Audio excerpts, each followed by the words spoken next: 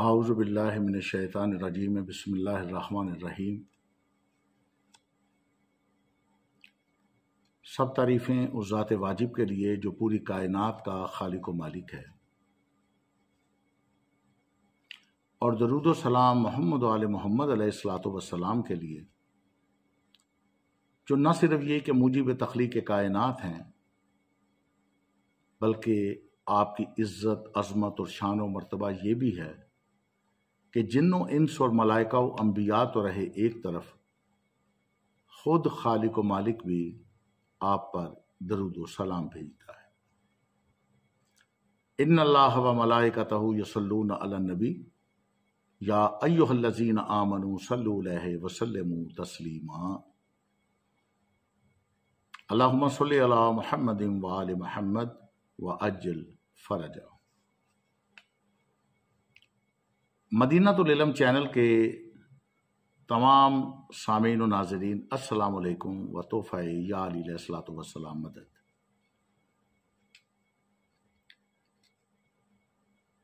کچھ احباب کے توجہ دلانے پہ آج پھر ایک ایسی خود ساختہ، وضعی، بناوٹی اور گھڑی ہوئی حدیث کو سرنامہ کلام بنایا جا رہا ہے کہ جو محمد و آل محمد علیہ الصلوۃ والسلام کی عداوت میں، بغض میں، عناد میں اور دشمنی میں گھڑی گئی۔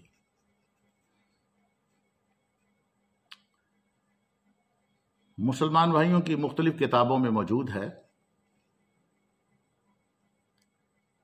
لیکن ہم انشاءاللہ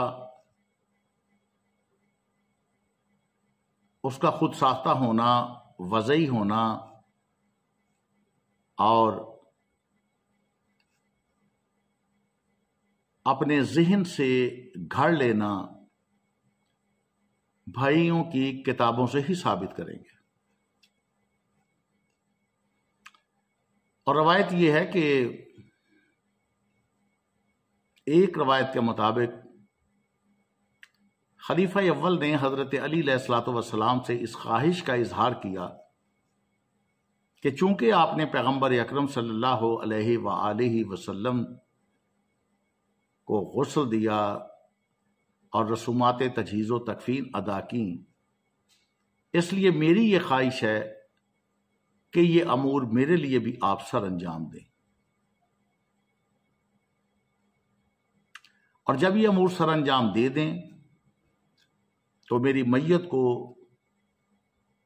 پیغمبر اکرم صلی اللہ علیہ وآلہ وسلم کے روضہ مبارک کے پاس لے جائیں اور آپ کے دروازے اور دہلیز پہ کھڑے ہو کر اجازت طلب کریں۔ اگر اجازت آ جائے تو ٹھیک ہے، اگر نہ آئے تو مجھے کہیں اور، جنت البقیع کا بھی لفظ روایتوں میں موجود ہے، وہاں دفن کر دینا۔ ایسا ہی ہوا، اور جب مولا کائنات نے یہ فرمایا کہ اے اللہ کے رسول صلی اللہ علیہ وآلہ وسلم، یہ آپ کا غلام آیا ہے، تو روایت کے یہ الفاظ ہیں، تالے ٹوٹ گئے، دروازے خود بخود کھل گئے، اور اندر سے آواز آئی کہ حبیب حبیب کا مشتاق ہے۔ اس لیے خلیفہ اول کو وہاں دفنایا گیا۔ تو پہلے تو میں یہ چاہوں گا کہ آپ کچھ کلپ سن لیں جس میں غیر شیعہ ایک خطیب نے یہی روایت بیان کی ہے، اور پھر اس پہ حیرانگی والی بات ہے کہ غیر شیعہ فرد نے ہی اس کی تردید کی ہے۔ پھر مکتب تشیع کے دو علماء کرام کی تھوڑی سی گفتگو سن لیجئے، اور پھر اس کے بعد انشاءاللہ میں بھائیوں کی کتابوں سے ثابت کروں گا کہ یہ ایک جھوٹی، باطل، گمراہ اور منکر حدیث ہے۔ اس کا حقیقت کے ساتھ، سچ کے ساتھ قاطعاً کوئی تعلق نہیں ہے۔ یہ صرف محمد و آل محمد علیہ الصلوۃ والسلام کے ساتھ بغض و عناد اور عداوت و دشمنی کا ایک منہ بولتا ثبوت ہے کہ جو گھڑا گیا۔ آئیے دیکھتے ہیں۔ اکبر نے بھی یہی وصیت کی تھی کہ میرا جنازہ پڑھ کے پھر حضور کے سامنے لے جانا اور سلام عرض کرنا۔ حضرت انس سے بھی روایت، حضرت علی سے بھی روایت ہے، حضرت صدیق اکبر کی وصیت تھی حضور کے پاس لے جانا اور حضور سے اجازت مانگنا، اجازت مل جائے تو قدموں میں دفن کر دینا ورنہ جنت البقیع میں۔ تو حضرت علی المرتضیٰ اور حضرت انس روایت کرتے ہیں کہ ایسا ہی ہوا کہ ہم نے جنازہ اٹھایا، پڑھا اور پھر حضور کے مواجہ انور کے سامنے رکھ دیا اور سارے ہاتھ باندھ کے عرض کرتے یا رسول اللہ ھذا ابو بکر یستاذنک، اے اللہ کے پیارے محبوب صلی اللہ علیہ وسلم، یہ ابو بکر ہیں، آپ سے اجازت طلب کرتے ہیں، آپ کی قربت میں دفن ہونے کا شوق ہے، ہمیں کیا حکم ہے؟ تو اس وقت حجرہ عائشہ تھا، یہ گنبد خضرا نہیں بنا ہوا تھا، صرف حجرہ تھا اور اس کو تالا لگا تھا، چابی حضرت عائشہ کے پاس ہوا کرتی تھی رضی اللہ تعالی عنہ، تو تالا لگا ہوا تھا اور لوگوں نے رکھ کے یہ عرض کیا، تو پھر کیا ہوا کہ وہ تالا خود بخود کھلا، پھر کنڈی بھی خود بخود کھلی، اور پھر جو دروازہ تھا وہ خود بخود کھلا اور اندر سے آواز آئی اوصل الحبیب الی الحبیب لان الحبیب الی الحبیب مشتاق، یار کو یار سے ملا دو، یار تو پہلے یار کا انتظار کر رہا ہے۔ تو قبر انور سے یہ آواز آئی، حضور کے روضہ انور سے یہ آواز آئی، اور ہمارا عقیدہ ہے اور مسلمہ عقیدہ ہے اور تمام امت کا عقیدہ ہے۔ یہ میرے بھائیوں یہ تاریخی روایتیں حدیث میں کہیں یہ موجود نہیں ہے، یہ بالکل جھوٹ ہے اور اس کا میں جھوٹ ہونا ثابت کروں گا۔ مجھے بتائیں کہ سیدنا ابو بکر صدیق رضی اللہ تعالیٰ عنہ کا یہ جو واقعہ کہتے ہیں، اس میں الفاظ موجود ہیں کہ اگر نبی علیہ السلام کے روضہ شریف سے آواز آئی تو مجھے وہیں دفنا دینا، ادروائز مجھے مسلمانوں کے قبرستان میں دفنا دینا، ٹھیک ہے؟ یعنی سیکنڈ آپشن تو موجود تھا، کوئی ایشو تو نہیں تھا نا۔ اس سے بڑا ایشو تو سقیفہ بنی ساعدہ تھا جہاں پہ خلافت کے مسئلے میں اختلاف ہوا ہے۔ اس میں تو سیدنا ابو بکر صدیق نے نہیں کہا کہ ہم جاتے ہیں اور نبی علیہ السلام سے قبر مبارک پہ جا کے فیصلہ کروا لیتے ہیں کہ آپ کا وصی کون ہے۔ یہ تو مسئلہ ہی چھوٹا ہے، یہ تو ان کا ذاتی مسئلہ تھا اور اس کا سلوشن بھی انہوں نے خود دیا کہ آواز آئے تو ٹھیک، نہیں تو مجھے وہاں دفن کر، جہاں کوئی دوسرا سلوشن ہی نہیں ہے۔ اور آج تک سنی شیعہ تفریق امت کے اندر ہے، اس میں تو کوئی مشورہ نہیں دیا۔ پھر اما عائشہ رضی اللہ تعالیٰ عنہ اسی مبارک حجرے میں 47 ایئرز تک حیات رہی ہیں، 58 ہجری میں فوت ہوئی ہیں۔ جنگ جمل کے لیے جب نکلی ہیں، وہ تو ہوپ پہ جب کتے بھونکے تو ان کو خیال آیا کہ مجھے واپس جانا چاہیے، نبی علیہ السلام سے مشورہ کر لیتی قبر مبارک پہ۔ ان کے تو کہیں دماغ میں وسوسہ بھی نہیں تھا کہ یہ بھی کوئی کمیونیکیشن ہوتی ہے۔ بالکل جھوٹا واقعہ ہے، اور اس کا جھوٹ ہونا میں ثابت کرتا ہوں صحیح بخاری سے۔ صحیح بخاری کے اندر سیدنا عمر کی شہادت کے اوپر جو ڈیٹیلڈ حدیث موجود ہے، کوئی 7-8 صفحوں کی۔ ہمارا ریسرچ پیپر 5B واقعہ کربلا کا حقیقی پس منظر 72 صحیح الاسناد حدیث کی روشنی میں، اس کے سٹارٹ میں نے وہ حدیث ڈالی ہوئی ہے۔ سیدنا عمر فاروق رضی اللہ تعالیٰ عنہ کا جب زخم لگے اس کے بعد کچھ دن وہ زندہ رہے۔ بخاری میں یہ پورے منوان اسی طریقے سے الفاظ موجود ہیں۔ جب ان کو یہ یقین ہو گیا کہ وہ دودھ پیتے تھے تو وہ آنتوں کے رستے نکل جاتا تھا کہ اب میں جانور نہیں ہوں گا اس تکلیف کی وجہ سے، انہوں نے اپنے بیٹے کو بلا کے کہا کہ بیٹا ام المؤمنین سیدہ عائشہ کے پاس جاؤ اور ان کو کہنا کہ عمر بن خطاب کہتا ہے، یہ نہ کہنا کہ امیر المومنین کہتا ہے، آئی ایم نو مور امیر المومنین، میں اب امیر المومنین نہیں ہوں۔ 6 رکنی کمیٹی بنا دی ہے، علی، عثمان، طلحہ، زبیر، سعد بن ابی وقاص، عبد الرحمن بن عوف رضی اللہ عنہ اجمعین علیہم السلام۔ تو یہ کہنا عمر بن خطاب، کہیں وہ اس کو اول الامر منکم یعنی خلیفہ وقت کا حکم سمجھ کے نہ قبول کرے، کہنا عمر عرض کرتا ہے کہ وہ اپنے 2 ساتھیوں کے ساتھ دفن ہونا چاہتا ہے۔ تو سیدنا عمر کو چاہیے تھا، وہ کہتے ہیں کہ میرے پہلے تو پریسیڈنٹ سیٹ ہو چکا ہوا ہے کہ حضرت ابوبکر کے لیے بھی آواز آئی تھی، میرے لیے بھی آ جائے گی، تو میرے بھی بھائی جا کے وہاں رکھ دینا۔ سر جھوٹ کے پاؤں نہیں ہوتے، یہ صحیح بخاری میں ہے۔ خدا کہہ رہا ہے کہ میرے نبی کے گھر میں داخل نہیں ہونا۔ آج کسی مولوی سے جا کے پوچھو کہ نبی کی قبر کہاں ہے، فرماتے ہیں نبی کے گھر میں۔ تو جو خدا نبی کے گھر میں داخل نہیں ہونے دیتا، دفنانے کی اجازت کس نے دی تھی؟ کس نے دی تھی اجازت؟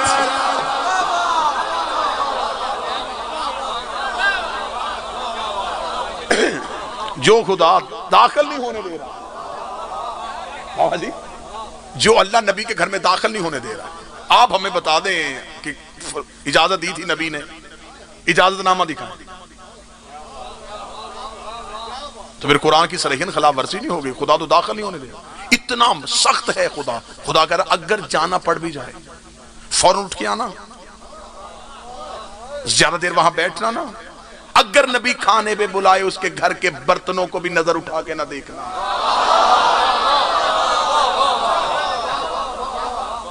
اتنا محتاط ہے اللہ نبی کے گھر کے اندر. اب جب پوچھا جائے کہ نبی کہاں پہ دفن ہے، وہ کہتے ہیں ایک نبی کی بیوی ہے، اس کا حجرہ ہے، وہاں دفن ہے. اچھا حجرہ بیوی کی ملکیت ہو گیا، جگیر زہرا کی ملکیت نہیں ہوئی. یا ایھا الذین آمنوا لا تدخلوا فی بیوت النبی الا یؤذن لکم. خبردار، نبی کے گھروں میں بغیر اجازت کے داخل نہ ہونا. اللہ بغیر اجازت کے داخل نہیں ہونے دے رہا، یہ دفن ہو گئے.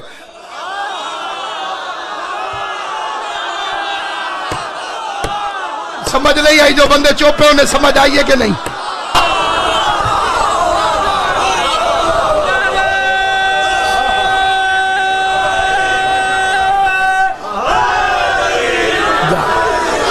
میرا سوال ہے کس سے پوچھ کے دفن ہوئے؟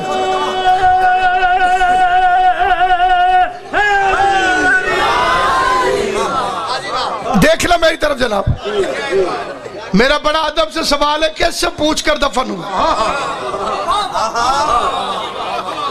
کیونکہ یہ تو تمہیں بھی پتا ہے کہ تم کہتے ہو کہ نبی اپنے گھر میں دفن ہوتا ہے، تو گھر تو مصطفیٰ کا تھا، اور اللہ کہتے ہیں میرے نبی کے گھر بغیر اجازت کے داخل نہ ہونا.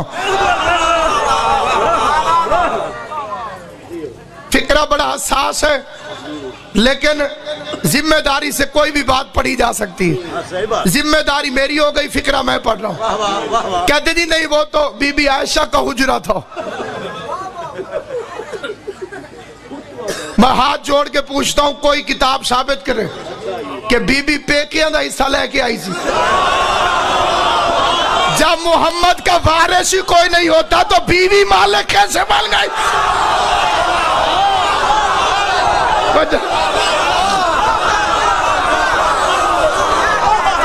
جس بندے کو سمجھ آئے وہ میرا ساتھ.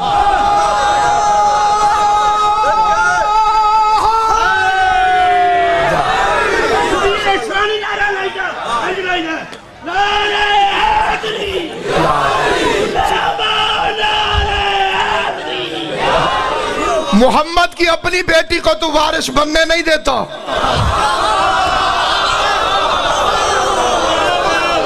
بزرگ کی بیٹی رسول کی جائیداد کی وارث کیسے بن گئی؟ خدا فرماتا ہے میرے نبی کے پاس زیادہ دیر نہ بیٹھا کرو، اسے اذیت ہوتی ہے. کھانے پہ بلائے تو اجازت لے کر آؤ، کھانا ختم ہو جائے تو اٹھ کے چلے جاؤ. اللہ بیٹھنے نہیں دیتا، بندے لیٹ گئے.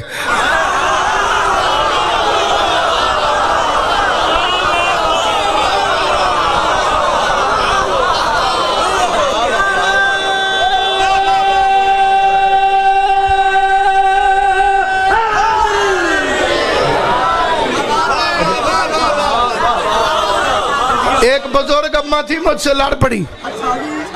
اس نے کہا چنگے نہ ہوندے تو اتھے کیوں ہوندے؟ اتھے کیوں دفن تھی وے؟ پہ تو چنگی جاتے ہیں، اے چنگے ہاں تو اتھے پین. وہ اللہ نے کرم یہ کیا، وہ بی بی پیپلز پارٹی سے بڑی محبت رکھتی تھی. میں نے کہا ضیاء الحق کیسا آدمی تھا؟ میں کہا پرے چکے تھی وے. میں کہ مسجد میں دفن ہے.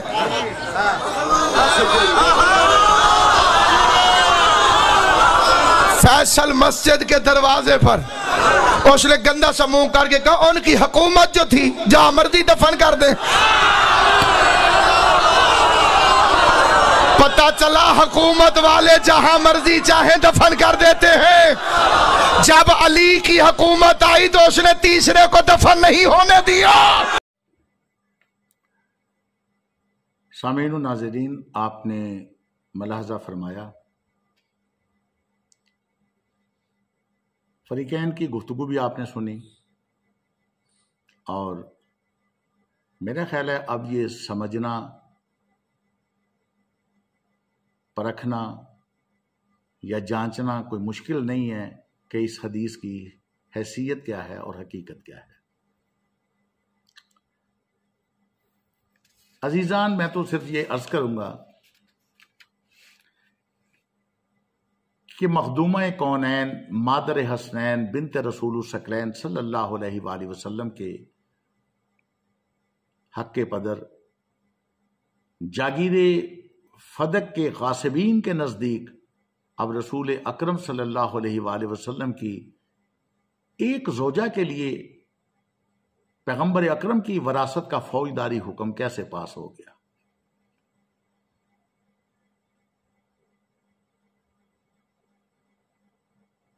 جب رسول کی بیٹی کی باری آئی تو کہہ دیا کہ نبیوں کا کوئی وارث نہیں ہوتا، اور اب پوچھا جائے کہ خلیفہ اول کس کے حجرے میں دفن ہیں تو فوراً کہا جاتا ہے کہ ام المومنین حضرت بی بی عائشہ کے حجرے میں۔ حضرت بی بی عائشہ کو یہ حجرہ کس کی نسبت سے ملا؟ پیغمبر اکرم صلی اللہ علیہ وآلہ وسلم، آپ نے دیا، آپ کی یہ ملکیت تھا۔ تو ایک طرف تو ہمیں یہ بتاتے ہو کہ نبیوں کا کوئی وارث نہیں ہوتا، اب یہ حجرہ ملکیت ہو کے وراثت کی شکل میں ام المومنین تک کیسے آیا؟ لمحہ فکریہ بھی ہے امت مسلمہ کے لیے اور مقام غور و فکر بھی ہے۔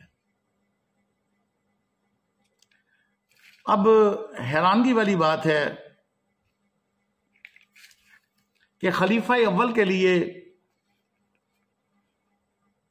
اگر یہ بات درست بھی مان لی جائے، معاذ اللہ ایسا نہیں ہے، ہرگز نہیں ہے، آپ ملاحظہ کر چکے ہیں، اور مزید ابھی میں بھائیوں کے کتابوں سے یہ ثابت کروں گا کہ یہ جھوٹی روایت ہے، جھوٹی حدیث ہے۔ بالفرض محال اگر یہ مان بھی لیا جائے کہ یہ روایت صحیح ہے، تو مجھے بتائیے کہ خلیفہ اول کے لیے تو یہ روایت گھڑ لی گئی، لیکن جب خلیفہ دوم کو وہاں دفن کیا گیا اور ان کی باری آئی، پھر یہ حدیث کیوں یاد نہیں آئی؟ خلیفہ دوم نے اپنی وفات کے وقت جب اور وہ کافی وصیتیں کی، اگر یہ حدیث اس وقت تک روایت ان کے ذہن میں ہوتی تو وہ ضرور یہ فرماتے کہ جس طرح مجھ سے پیش رو کو آپ روضہ رسول پاک صلی اللہ علیہ وآلہ وسلم تک لے کر گئے تھے، مجھے بھی وہیں لے کر جانا، اور اسی طرح کی کوئی اور حدیث بھی گھڑی جاتی، لیکن ایسا ہرگز نہیں ہے۔ اور دوسرے نمبر پہ سوچ لیجئے کہ اصحاب کرام، ہم تو الحمدللہ نبی پاک کے پاک صحابہ، وفادار صحابہ، جان نثار صحابہ، جہاں پیغمبر اکرم صلی اللہ علیہ وآلہ وسلم کا پسینہ نکلے، پسینہ گرے، خون دینے والے صحابہ ان کی جوتیوں کی مٹی بھی اپنی آنکھوں کا سرما تصور کرتے ہیں اور اپنے سر پہ رکھنے کے لیے تیار ہیں۔ لیکن کتنا ہی اصحاب کرام اپنے مقام و فضیلت اور مرتبے میں بڑھ جائیں، مگر اہل بیت کی برابری تو نہیں نہ کر سکتے، اور اہل بیت کے برابر نہیں آ سکتے۔ تو ذرا سوچئے کہ جب اہل بیت کا ایک فرد، رسول کا نواسا جو مشابہ رسول پاک صلی اللہ علیہ وآلہ وسلم تھا، امام حسن علیہ الصلوۃ والسلام نے یہی وصیت کی جو حقیقت اور سچ پہ مبنی ہے، تو فریقین کی کتب میں لکھا ہوا ہے، کسی موقع پہ یہ بھی عنوان بنایا جائے گا اور بتایا جائے گا کہ امت مسلمہ نے محمد و آل محمد علیہ الصلوۃ والسلام کے ساتھ اور پاک نبی کی آل اولاد کے ساتھ सलूक क्या रवा रखा। और फिर उस पे कहना ये कि हम भी मानते हैं कि इमाम हसन अलैहिस्सलाम ने जब यही वसीयत की कि मुझे नाना के पहलू में दफन करना, तो कौन मुसलमान है जो इस हकीकत से आगाह नहीं है कि उम्मत मुस्लिमा ने इमाम हसन के जनाजे के साथ क्या सलूक किया। कायनात में कोई ऐसा जनाजा नहीं है जो एक दफा घर से निकलकर कब्रिस्तान तक जाए और कब्रिस्तान से फिर वापस लौट के घर आए। ये वाहिद जनाजा गरीब मदीना, निवासा रसूल, ज़हरा सलवातुल अलैहा का जिगर पारा और अमीरुल मोमिनीन मौलाए कायनात का बड़ा बेटा इमाम हसन मुज्तबा का जनाजा। अफसोस कि उम्मत मुस्लिमा की इतनी बेरुखी कि रसूल के बेटे के लिए तो रसूल का पहलू नहीं, मगर असहाब के लिए रसूल के पहलू को इतना मुकद्दम रखा कि झूठी हदीसें भी घड़ ली, रवायतें भी घड़ ली और झूठे किस्से और अफसाने और कहानियां भी घड़ ली।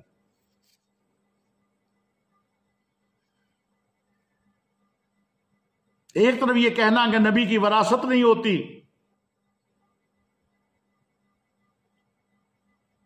तो दूसरी तरफ यह हुजरा एक जोजा की मलकियत कैसे हो गया।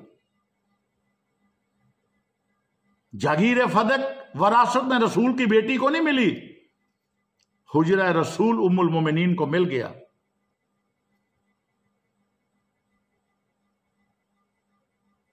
जरा सोचिए तो सही,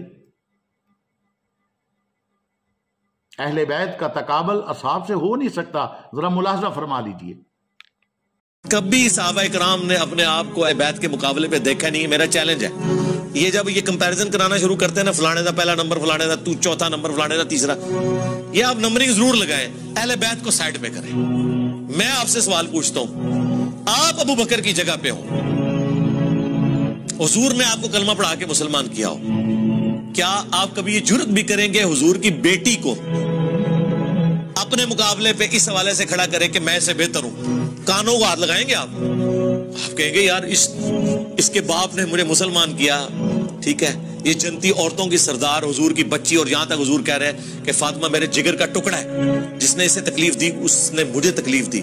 इतनी बातें सुनने के बाद आप फातिमा के साथ अपने मर्तबे को कंपैरिजन करेंगे? आप बेशक करते रहे, हजरत अबू बकर ने कभी जुर्रत नहीं की कि मैं फातिमा से बेहतर हूं, मैं अली से बेहतर हूं, मैं खतीजा से बेहतर हूं। उनके दिमागों में ये फुदूर होते ही नहीं थे। वो तो अहले बैत रसूल को रसूलुल्लाह के कुर्ब और अल्लाह के कुर्ब का जरिया समझते थे। वो तो चोजन पीपल ऑफ गॉड हैं, अहले बैत रसूल। देखे ना, नमाज में आप उन पे दुरूद पढ़ रहे हैं, अल्लाहुम्मा सल्ली अला मुहम्मद व अला आले मुहम्मद। सहाबा पे नहीं पढ़ रहे। बाज नासबियों ने आले मोहम्मद से मुराद कहा कि आल का तर्जुमा होता है वाला, जिस तरह कुरान में है आले फिरौन, तो इससे मुराद है फिरौनी। और आले मूसा, तो आले मोहम्मद से मुराद है नबी के सारे साथी। हमने कहा रुको जरा, सब्र करो, रसूलुल्लाह से भी पूछ लो। बुखारी के अल्फाज हैं, या रसूलुल्लाह हम आप पर और आपके अहलुल बैत पर कैसे दुरूद पढ़े? तो आपने कहा पढ़ो अल्लाहुम्मा सल्ली अला मुहम्मद व अला आलि मुहम्मद कमा सल्लैता अला इब्राहीम व अला आलि इब्राहीम इन्नका हमीदुम मजीद। और मैं यानी इस हवाले से गामदी साहब ने तो ये दलील नहीं पेश की। गामदी साहब से जब सवाल हुआ ना, मुझे था कि गामदी साहब कहीं डंडी ना मारे, क्योंकि उनमें थोड़ी बहुत मुझे बाज़ का फील होता है वो नास्बियत वाला एलिमेंट। मैं नहीं कहता वो नास्बी है, तो उन्होंने क्लियर कट उन्होंने तो खैर दलील के बगैर ही बात करनी होती है ना, अपना मौके भी देना होता है। तो उनके माने उन्होंने कहा ये तो आउट ऑफ क्वेश्चन है।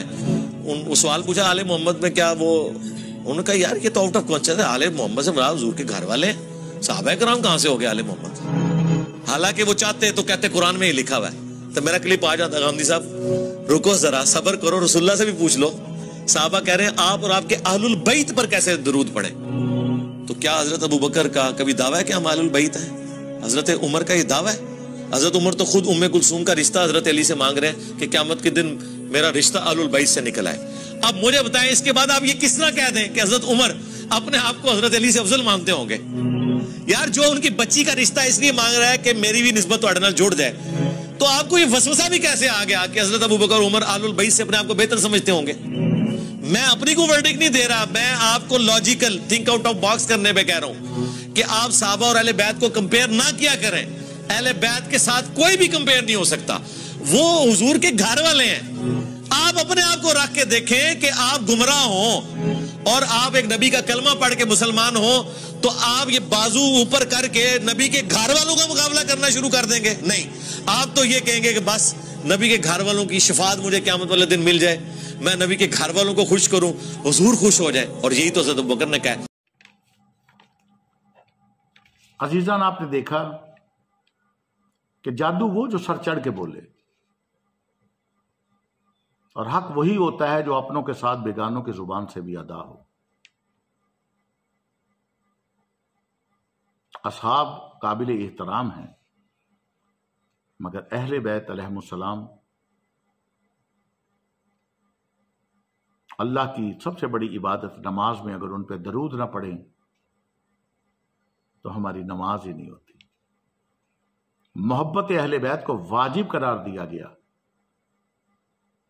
और असहाबो अज़वाज मोहतरमात में इन्नी तारिकुन फीकुम सकलैन किताब अल्लाह व इतरती अहलल बैती का वाज़े फरमान और हुक्म पैगंबर अकरम सल्लल्लाहु अलैहि वसल्लम, अल्लाह की वही के बगैर न बोलने वाले नबी हुक्मन ये फरमा के गए कि मैं तुम में दो चीजें छोड़कर जा रहा हूं, अल्लाह की पाक किताब है, दूसरी मेरी इतरत है जो मेरी अहलल बैत है।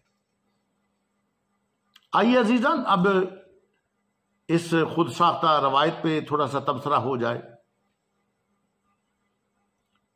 तो अजीजान, मैं ये गुजारिश करूंगा, जो साबित करूंगा कि ये रवायत झूठी है, बातिल है और मुनकर है।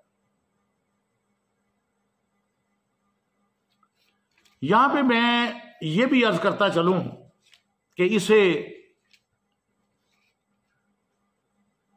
तारीख दमिश्क में इब्ने असाकर लेकर आए, और दीगर किताबों में भी मौजूद है, लेकिन जो मसदर है, माखज है, वो इब्ने असाकर है। लेकिन अफसोस का मुकाम यह है कि शिया कुतुब से रवायात नकल करते हुए गैर शिया अफराद तो खयानत से काम लेते हैं, किज़ब बयानी से काम लेते हैं, मक्कारी, अय्यारी, फरेबकारी, दजलाकारी, हर तरीके से वो ये कोशिश करते हैं कि अपनी आवाम को गुमराह किया जाए और शकूक व शुबहात पैदा हो जाएं। लेकिन अफसोस तो ये है कि मुझे ये देखकर भी ताज्जुब बलाए ताज्जुब होता है कि वो तो अपनी किताबों में भी खयानत करते हैं, अपनी किताबों में भी रवायत देकर किस बयानी से काम लेते हैं और पूरी रवायत नहीं पढ़ते। अब जिस आलम, खतीब, मुकर्रर, मुफ्ती, जिसने भी इसे इब्ने असाकर से नकल किया है, उसने रवायत तो पढ़ी है, लेकिन ये नहीं कि रवायत लिखने के बाद ये नहीं देखा कि इब्ने असाकर ने इसके बारे में हुक्म क्या लगाया है। क्योंकि इब्ने असाकर इस रवायत को बयान करने के बाद खुद जिक्र करते हैं, खुद हाफिज इब्ने असाकर फरमाते हैं कि यह मुनकर हदीस है, झूठी हदीस है, क्योंकि इस रवायत के दोनों रावी अबू ताहिर मूसा और अब्दुल जलील मजहूल है। इस घर को आग लग गई, घर के चिराग से हम क्या कर सकते हैं जी, कि जहां से आप इस रवायत को ले रहे हैं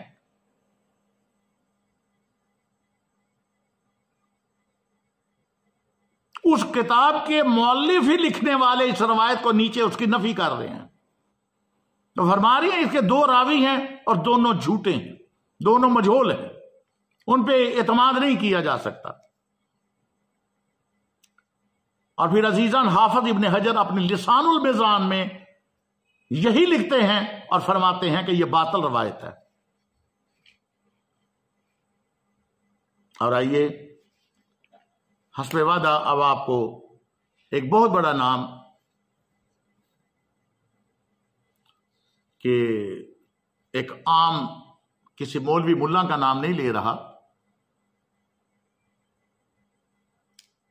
क्योंकि हुए किस दर्जा फकीहान हरम बे तौफीक, खुद बदलते नहीं कुरान को बदल देते हैं, और अल्फाजो मानी में तफावत नहीं है, लेकिन ملا کی اذاں اور ہے، مجاہد کی اذاں اور۔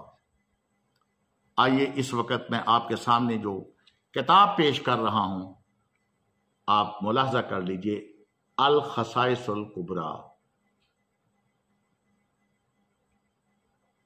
2 جلدیں ہیں اس کی، اور اس کے مؤلف یہ نیچے لکھا ہوا ہے حضرت علامہ جلال الدین عبد الرحمن السیوطی،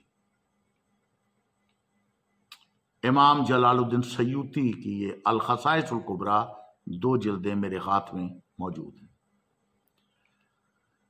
اس کا ترجمہ علامہ مفتی سید غلام معین الدین نعیمی صاحب نے کیا ہے، یہ نیچے درج ہے۔ شبیر برادرز لاہور سے یہ شائع ہے، جلد پہ لکھا ہوا ہے۔ اب ہم اس میں اس روایت کا ذرا پڑتال کر لیں، انویسٹیگیٹ کر لیں کہ یہ روایت آخر ہے کیا۔ آئیے اس کے دوسری جلد پہ چلتے ہیں، اور دوسری جلد کے یہ صفحہ نمبر پہ آ گئے ہیں ہم 439 پہ۔ دوبارہ عرض کر رہا ہوں، الخصائص الکبریٰ امام جلال الدین سیوطی، دوسری جلد اور صفحہ نمبر 439 439، اور ورق کی جو سائڈ ہے وہ بائیں ہے۔ آئیے دیکھتے ہیں، میں آپ کو اس کی سطر بھی بتا دوں۔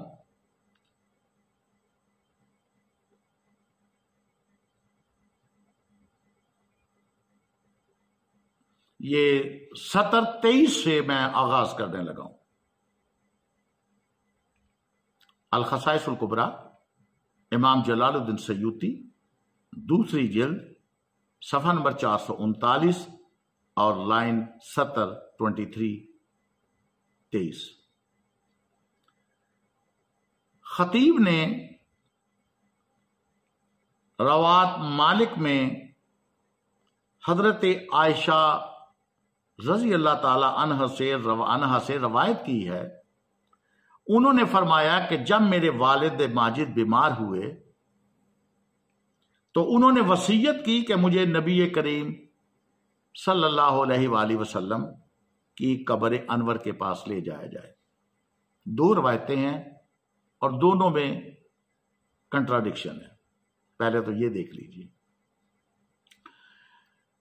ایک روایت بی بی عائشہ سے ہے، وہ فرماتی ہیں کہ میرے والد صاحب یعنی خلیفہ اول نے یہ کہا کہ جب ایسا وقت آئے تو مجھے پیغمبر اکرم صلی اللہ علیہ وآلہ وسلم کے روضہ انور کے پاس لے جایا جائے اور آپ سے اجازت مانگی جائے اور کہا جائے کہ یا رسول اللہ صلی اللہ علیہ وآلہ وسلم، یہ ابو بکر ہیں، کیا انہیں آپ کے پہلو میں دفن کیا جائے؟ اب اگر تمہیں اجازت مل جائے تو مجھے دفن کر دینا، اور اگر تمہیں اجازت نہ ملے تو مجھے بقیع لے جانا۔ چنانچہ حضرت ابو بکر صدیق کے جنازہ کو آپ کے دروازے تک لایا گیا اور یہ عرض کیا گیا کہ ابو بکر حاضر ہیں، ان کی خواہش تھی کہ رسول اللہ کے پہلو میں دفن کیا جائے اور ہمیں اس کی وصیت کی ہے۔ اب اگر ہمارے لیے اجازت ہو تو ہم اندر داخل ہوں، اور اگر ہمیں اجازت نہ ہو تو ہم پلٹ جائیں۔ تو ہمیں ندا کی گئی کہ انہیں عزت و کرامت کے ساتھ اندر لے آؤ۔ ہم نے کلام تو سنا لیکن کسی کو ہم نے دیکھا نہیں۔ اب خطیب سے یہ روایت ہے، بی بی عائشہ نے خطیب سے روایت بیان کی ہے، اور جملہ سن لیجئے روایت کے آخر میں کہ خطیب ہی یہ کہہ رہے ہیں، خطیب نے کہا یہ روایت بہت غریب ہے۔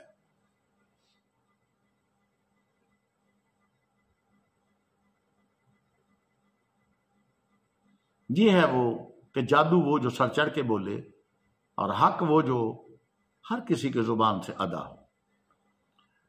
اب ابن عساکر نے جو میں پہلے روایت آپ کو بیان کر چکا تاریخ دمشق سے، یہ اب اس روایت کو بھی امام جلال الدین سیوطی اپنی کتاب الخصائص الکبریٰ میں لائے ہیں، اب اسے بھی دیکھ لیجئے۔ اب یہ روایت خطیب سے یا حضرت بی بی عائشہ رضی اللہ تعالی عنہا سے نہیں ہے، یہ حضرت علی علیہ الصلوۃ والسلام سے ہے۔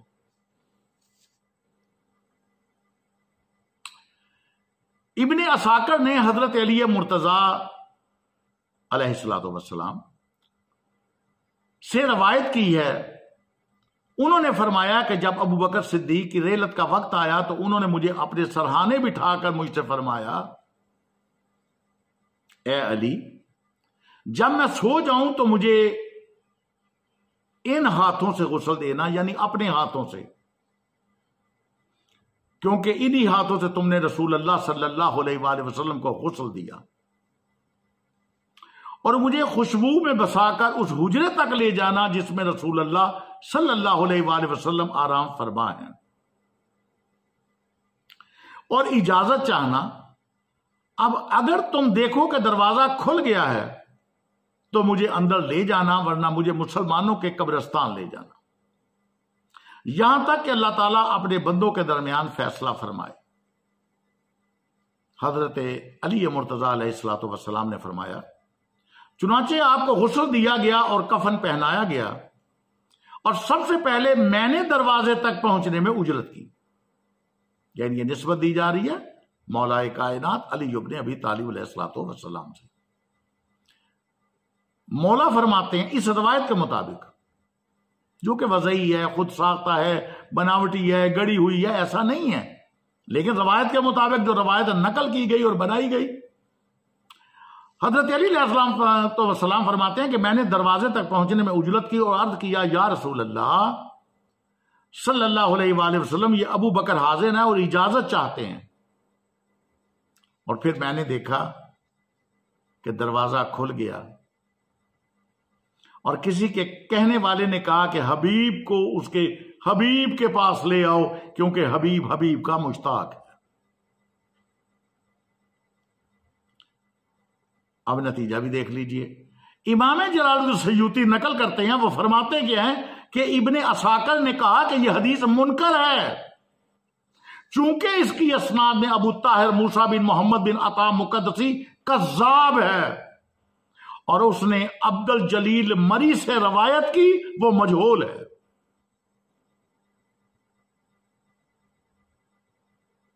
اب جن پتوں پہ تکیہ تھا وہی ہوا دینے لگے۔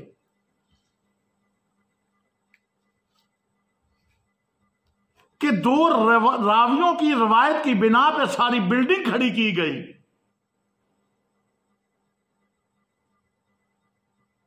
اور جنہوں نے روایت کو لکھا وہی کہہ رہے ہیں کہ اس روایت کو درست نہیں مانا جا سکتا، ایک راوی کاذب ہے اور ایک راوی مجہول ہے۔ صاحبان انصاف سے انصاف کی اپیل ہے، سامعین و ناظرین خود فیصلہ کریں کہ محمد و آل محمد علیہ الصلوۃ والسلام کے ساتھ بغض و عناد اور عداوت و دشمنی میں کیا کیا پاپڑ بیلے گئے، کیا کیا جھوٹے افسانے اور کہانیاں بنائی گئیں،